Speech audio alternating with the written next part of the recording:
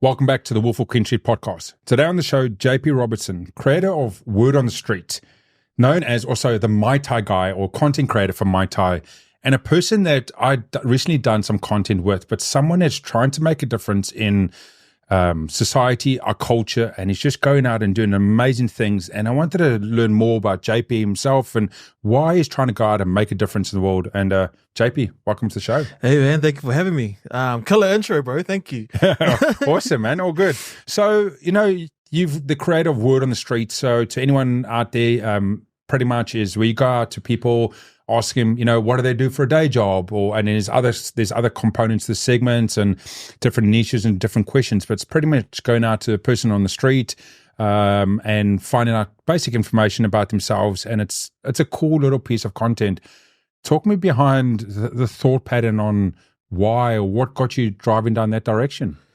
Yeah, I've always had an interest in trying to figure out what other people do for a living. And I got into high ticket sales within the online space, started creating money.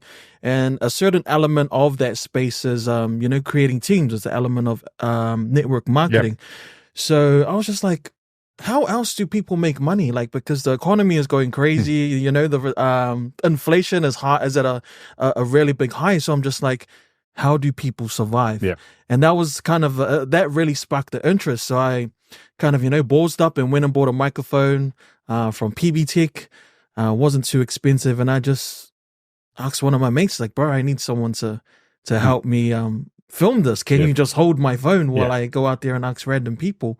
And a couple of people were not really keen to jump on, but the few that I did capture on my very first day of filming, that really changed my life because it went crazy online. People started to be real receptive to that particular content because it's only found in America, right? America and Australia is getting into it a lot now, but there was nothing really here in New Zealand. So that was a gap for myself to slide right in and just get amongst other content creators and really start to actually make a living for myself all on social media. Yeah. It's amazing, to take a look at it and, finding something that works. And it is an interesting space that, you're playing in is people, as much as we live on social media, right? So we society-wise, we are consumed and we are driven and there's very few pros for it and most of it's negatives. But one thing that seems it does work that is quite niche at the moment or it's working is for some reason, people just want to know more shit about other people. Not necessarily the gossip, like the videos of the day. Get ready with me, right? The get readies with me in the videos is like people just want to sit there and almost watch it or watch the TikToks or the IGs or the YouTube shorts, almost like their TV series. And hey, I want to see Lawrence getting ready every single day. That's that's my daily. As I grew up in South Africa, in the 5 p.m. The soapies, as you used to call it, between 5 and 7 was your soapies. Yep. You sat down and watched your.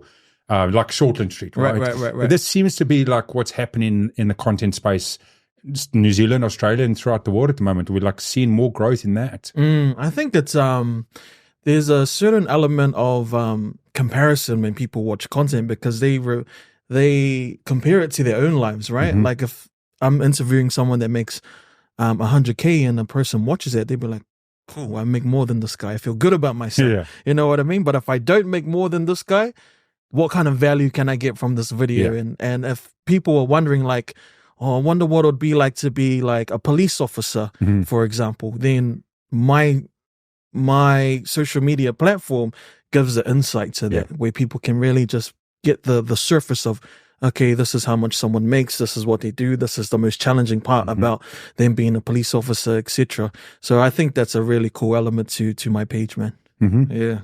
And with everything else, with what you're going on through the page and all the rest of it, is that the only piece? Is that the vision of just going to people and literally doing the word on the street, or is there anything else? So we're looking at. Obviously, I've talked to you before that, later along the road, we want to start something like this where we're doing podcasts and having more of a one-on-one and more deep conversations into the work that people do, and also.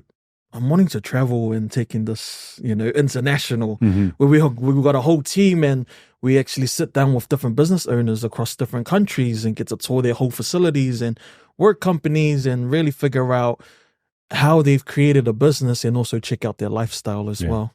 So that's kind of the bigger goal for Word on the Street, and also to create a marketing company as well here in New Zealand to try be that number one marketing company that other companies want to go to.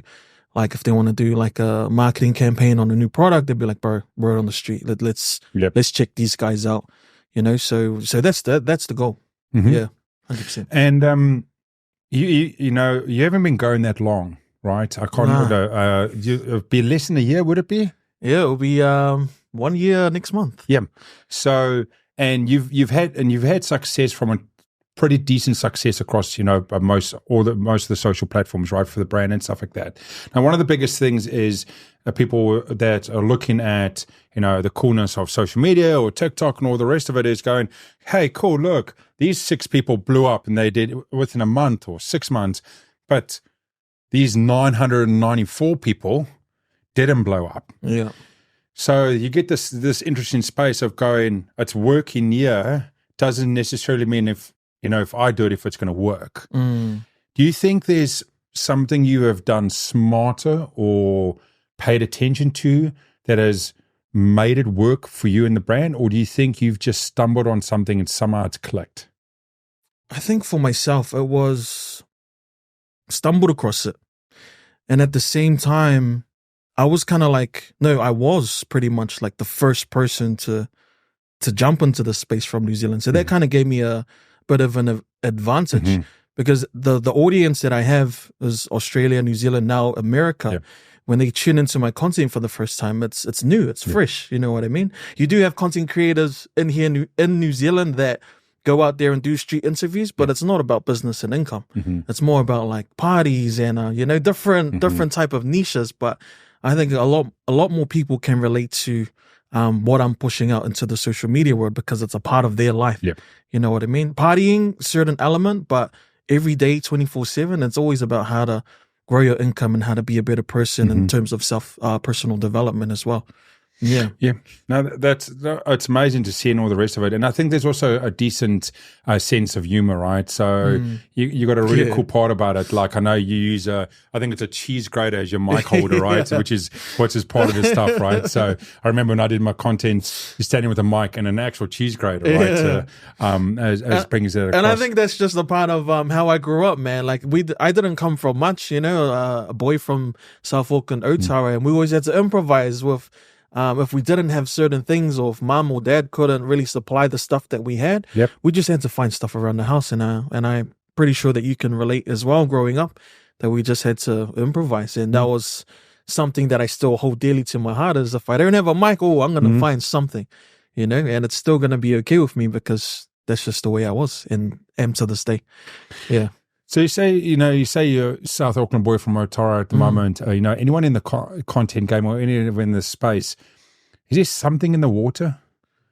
And I mean this in a good way because the last 6 or 9 months, and Will that's sitting behind camera at the moment, he's been in the game over a decade in the content game. I've been in this game for about 5 years.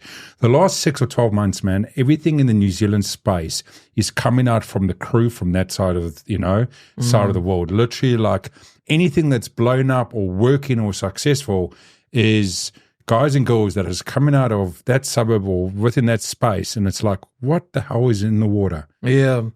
I think in my opinion, for polys, especially out in, South Side or West or wherever it is, we've gravitated towards more of like the physical aspect of learning, which is like your sports, your performing arts, your acting, your dancing.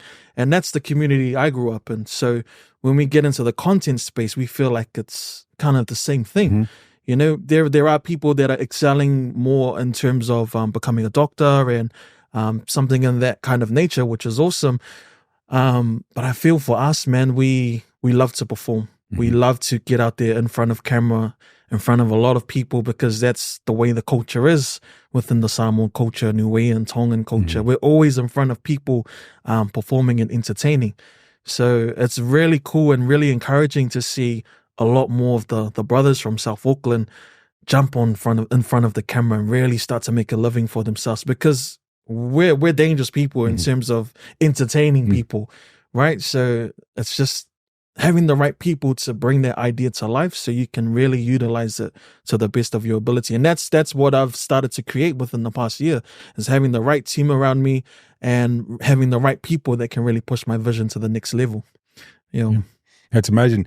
You mentioned about making a living, and I know there's yourself, the vision is to be able to do this, full time as part of it. One of the biggest things I think is out there, and I know in New Zealand it's a bit hard. In America, it might be achieved. Is I believe, and you can tell me, like your networks, some of the number 1 and 2 and 3 guys in the content world across New Zealand and Australia, right? There is opportunities to do it as your day job, but it's not necessarily something that you can step away and get rich off straight off the bat, right? Content creation, yes, we look like we're famous online, or not me, but you know what I mean? People look like they known and celebrity and the rest of it, right. But it's not going to turn around and buy you that house in Remuera, right? And I think sometimes people forget about it. It's about doing a lot of that hard work and getting it, and then it's the stuff that's on the side, the marketing deals or the brand deals, and I see a lot of the content creators and then doing TV ads and the rest of it. Right. It's that stuff. Yep. Do you see it the same way? I do see it. I do see it the same way. There is so much things that we need to learn in order to become that successful thing or icon, especially for Pacifica people. And there's always, like, people can, have their own perspective in terms of when they watch content, when they see success. But yeah, it doesn't happen overnight or in a day or in a week. It's multiple years of consistent grinding. Now, I've only created Word on the Street within the past year, but I have performed. I've been a performer and an actor and a dancer for over 10 years. You know what I mean? So it's being able to stick at your craft and always being able to know and understand that you can be whatever you want to be in life. It's just staying the course, and being consistent with your work and your craft. Because if you don't do any of those things, then obviously the success will never come. It will never ever come. And then you're just running around in circles 24/7 trying to figure out, why wasn't I a successful creator, or why is it happening for these two people, not for me? But it's just more of a reflection of yourself and how much work you put in. Being in your community and in the culture and all the rest of it, and through the Pacifica community and stuff. Because it's such a community that's driven by respect and family and the rest of it. Interesting question. If yourself or anyone else in your network, as they slowly start bigging up and get bigger, do you almost need to get validation by your community that it's okay or you're doing the right thing? Like if one of the creators came out and started like talking shit, so let's say someone from the Pacific community, born and raised, and starts talking shit, that won't go down well, right? So it's like, and this is just from me talking, not understanding, because I know our close community is like, do you need someone, like, are you getting guided within the community going, you're doing a good job, that's fine, there's nothing looking bad onto the community from what you're doing? I've never been in that perspective where people are like trying to shit on me and bring me down in terms of my own people. The funny thing about my channel is that there is a lot of hate online, but majority of the hate is never towards me as the interviewer. Now, I don't know if I've just put myself in there. Dude, I got a bit of hate from the one that reviewed. So I think it's my conscious thinking of like, where do I stand as the interviewer? Someone who is controversial and always pushing back to really create a bigger narrative of the video, or am I just someone who is kind of at a neutral base? Yeah. And I think that determines whether if the hate comes towards me and my platform, that all determines where my standpoint is as the interviewer. And I love to just chill as the neutral guy because, I think if my content brought hate towards myself, I think it'll be a harder road to navigate towards, and I don't want any of that stuff for myself. So, yeah. No, that's all good, man. I know something else that you're also part of, and I hope you don't mind talking about it. And I saw the Matai brand, the Matai Watches. You're rocking one of the watches right at the moment. My sunglasses that I wear, that I call them my pimp one. That's just over there. Glasses, my pimp glasses are Matai. Talk me through part of that brand, and like, how did you get involved? And we were doing a segment, and someone walked past and was like, "Oh, you're the Matai guy, right?" Yeah. Like, talk me through that brand and what's the vision there. So the brand was created by two of the Usos up in Sydney, Australia, originally from here. They started a watch company, and they were after a kind of like a social media guy or social media director to help them with the content and just really elevate the brand to the next level. Now, when I jumped on, they put the advert out, so I was just like, oh man, I want to go and see what I can do. Yeah, so my friend sent me the advert, said, hey, I think you'll be good for this job. I reached out, jumped on the Zoom interview, and they gave me the job within like 10 or 15 minutes. Yeah. And I think the ad was already closed, so they just kind of gave me a chance to jump on. Didn't really know what my purpose was in terms of creating content for that brand, but I just had to experiment. And that's the coolest thing about content creating is you learn as you go, but once you find a thing that really resonates with people, you start to amplify that certain idea and hit that idea with different angles. So that's exactly what I done. They gave me a whole bunch of watches, and they'd be like, bro, you do what you want with it. So with that in my mind, and the element of interviews, and where you can do giveaways as well in the style of interviews, that's the kind of niche we went for.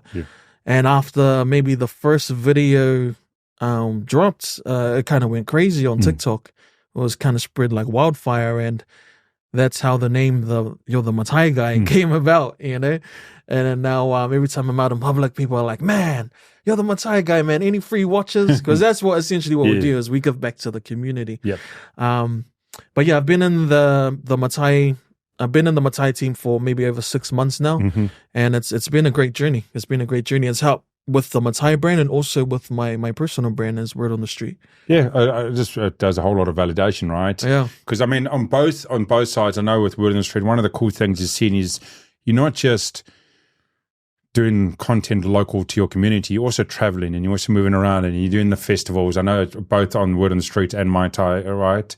You're doing the festivals and getting a whole lot of content. That's the cool thing. But also it shows you, for anyone else that's thinking of that, it also shows you the time and the effort and the grind that you're putting in, right? You're not just sitting at home and recording out of my garage and trying to act like I'm funny and make it work. You're actually going around and doing the stuff, which slowly helps the validation into who you are and what you're doing. Yeah, it's a tough job, man, because when you're, like you said, in the festivals and going out, and it's a real interactive job. And not every day I'm feeling the best. There's some days where I just want to hide in my room for 2 weeks straight. But it's when you get out there, man, it's just like, man, you just have to do it. Because if you're not coming here to work, then what are you here to do? Because you always get the barriers of fear trying to connect with new people, especially out in public. Because when I first jumped into this game of interviewing, and especially in the public eye, it was hard to pull out the camera and because people start to watch. It's just like, oh, what do I do? And at moments within what I do, that comes back. But then I always have the support and encouragement of my wife, who is like now my full-time cameraman, because I couldn't get a dedicated cameraman to always stick with me every day. So I was just like, hey, wifey, you just have to, wifey, man, you are here, you are locked in. And she's helping me build this brand of Word on the Street, man. And we have those hard conversations every time when my mind isn't paired with my physical reality. So she gives me the hard word, or like, bro, you better pull your shit together, or else what are we doing here? And it's always good to have someone like that, a support person, especially your wife. And that's how we get through those particular challenges of that fear, the barrier of fears, having a good support person like my wife. That's amazing. So with all the content you produce and all that, talk me through like something to you that was like super cool. Talk me through a moment or something that to you was just might not seem much on the content side or anyone else, but to you meant a lot? Oh, that's a tough question, because I feel like I've been through so much experiences in the past 12 months that a content creator shouldn't go through within their first year, because things just move so fast, especially within word on the street. So I think if I had to pin one specific thing down, it would probably be it would be heading to the festivals, and it would be connecting with the people that are a fan of me, and also connecting with people where I'm a fan of them, because I'm interviewing, a lot more, not high profile people, but real people that have done great things within the community. The festivals, I'll just finish off on that topic. So the festivals of like the musicians and the personality people, and that's great to be around. But one particular thing that is now special to me is when I interviewed Efeso Collins, who was one of the candidates for MP, who has now passed away a couple of days ago. Rest in peace to Mauso. But that piece that we shot there was just an interview to highlight what was going on in New Zealand. But now that he's passed, man, it's now one of my most special and important interviews to me. And I didn't know it was gonna be that until the brother passed away. Yeah. Well, you did an episode with him as well, didn't you? Yeah. Oh, so, Official? Oh, yeah, nice. yeah. So you did it last year, I think it was. Yeah. Yeah, that's right. As part of so to anyone watching not in New Zealand, one of our local MPs, members of Parliament, a couple of days ago on recording this, unfortunately passed away at a charity event next to a very good friend, next to old Dave Latelli. Yep.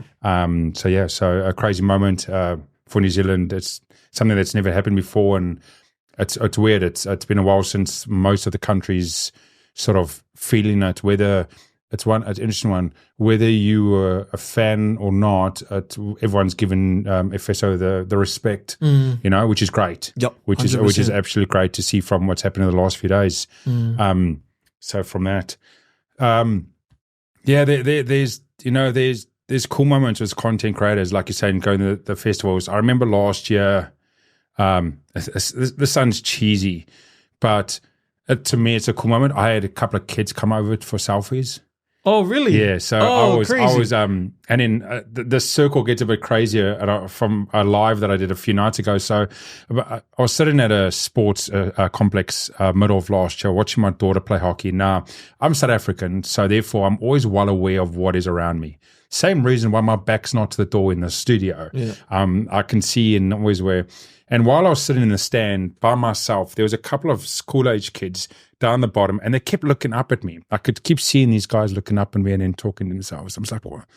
What the fuck? What's going on? These guys are talking shit about me. Like, I'm a large enough dude. I know I'm fat. Like, you don't have to fucking point. And so I'm sitting there and everything right. And then finally they come and walk up the stairs, and they walk up to me and they're like, hey, are you the Wolf of Queen Street? And I'm like, yeah. And they're like, oh my God, whoa, can we get selfies? Crazy. And both go.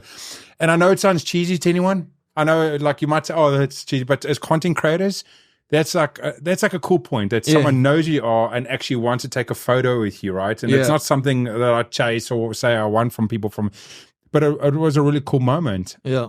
And then I did a live a few nights ago. I just did one outside. I put a fire on. I was just having a couple of drinks, and I did a live, and someone jumped on the live.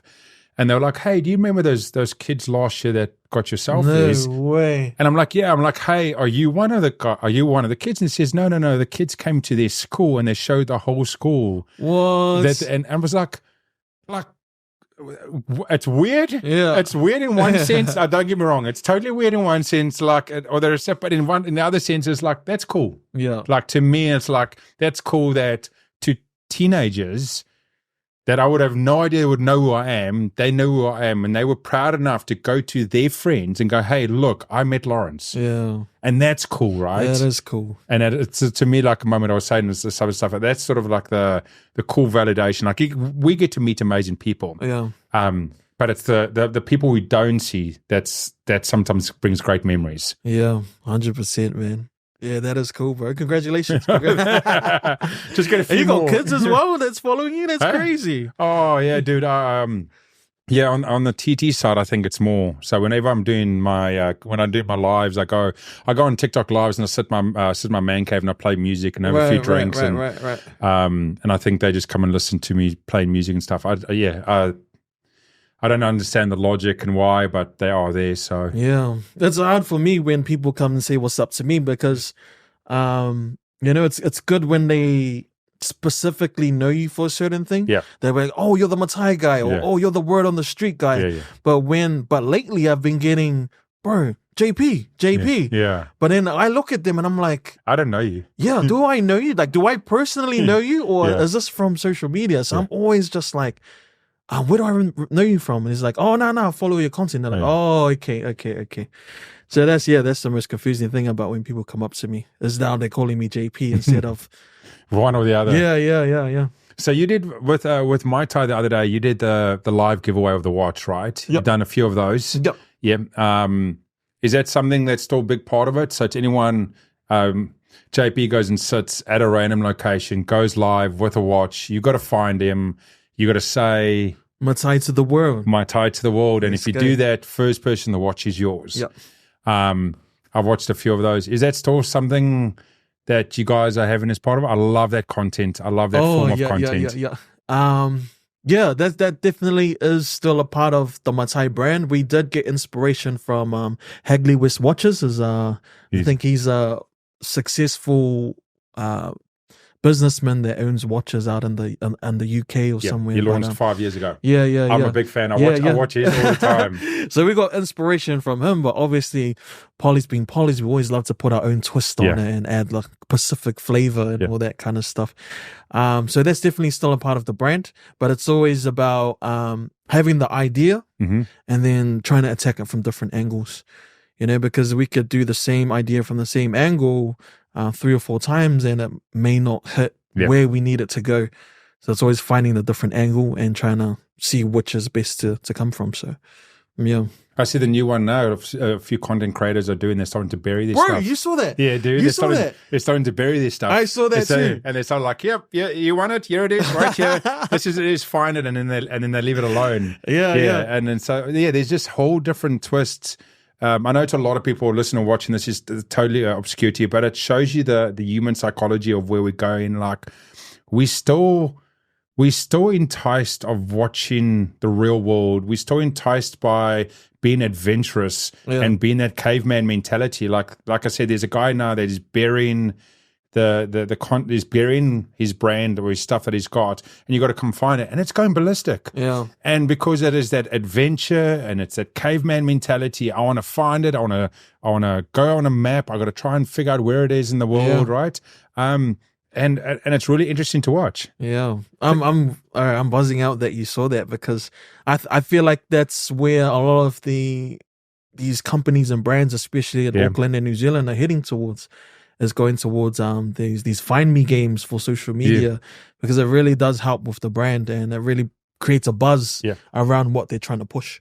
So we had Corinne Horan on here before, and she does paddleboarding as part of cancer foundations or charities and raising stuff. And my brain's going, you should get her or this would be funny if you get someone from the Pacifica community on a paddleboard outside of a beach and you do a live. If there's signal, right? So there's a dude on a paddleboard going, hey, here's where I am. You got to figure me. And the dude's got to swim to you. Yeah. So if he wants the free watch, he's got to get in the water. That's a new one. And he's got to swim to you on the paddleboard. Yeah. That would be pretty cool, right? Yeah, that's crazy. Yeah, because then you're going to have guys on the beach going, oh, yeah, I can see JP. But then the dude's like, nah. I ain't getting in the water, bro. Yeah. Maybe that's the next idea, is making it a lot more harder for them to reach me. So thanks for that, Jay. Anyway, man, oh, cool. So JP, as we're sort of coming up to the end of today, anything else in your world and space that you've seen that you want to leave our audience and think about from what you're trying to achieve and what you're trying to do? I think I'm trying to achieve to create something that can really help people in terms of If you're starting up a new business, or if it's a startup business and you need that push or that marketing, if you don't have the marketing budget for it, well, word on the street in 2024 can be that platform for you to go there where you can promote your things in a real creative way, where people can resonate, where people can like, share, comment, and spread it out to the rest of the community. So I just encourage everybody who is trying to be a content creator, who is trying to get into business, just to really pull the trigger and learn as you go. I think people get stuck into, what if this happens? What if this fails? Yeah. What if this doesn't happen? And then they don't end up crossing that first starting point. But man, with word on the street, I pulled the trigger, right? And here I am, maybe almost a year later, and a lot of great things have happened. And this is just a living testament of what you can really do in the span of 12 months if you pull the trigger and just go all guns. You know what I mean? So yeah, that's my little bit of encouragement and advice. Awesome, man. JP, thanks so much for that. We've mentioned a few times before, but where can the people find you? Where's the main areas to get hold of you? Yep. So I'm on socials, Instagram, TikTok, be JP Robertson or Word on the Street. Or if you want to follow Matai, it's at Matai Watches. Cool. Don't forget the YouTube. And the YouTube, and my YouTube. My YouTube is, that game is pretty weak at the moment, but yeah, we're on YouTube as well. Word on the Street and Matai Watches. Yeah.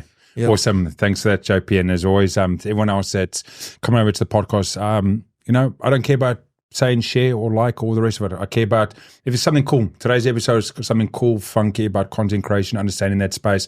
Have a listen to it, or let a friend know that's thinking about getting it, or let a friend or brand know that is looking about taking the business to the next steps and needs help in that black hole of a universe of social media that most of us get confused in. Reach out to someone like JP that will understand that.